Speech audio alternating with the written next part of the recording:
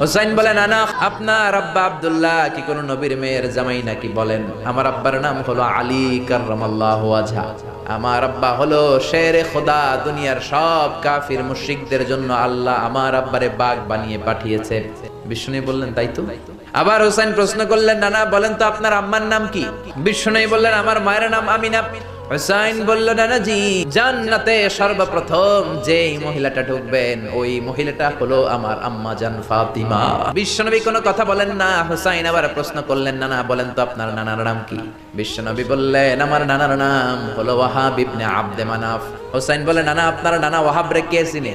আর আমার নানারে চিনে না এমন কোন মানুষ পৃথিবীতে নাই। এই হলো আমার নানা। এবার বলেন কে দামি?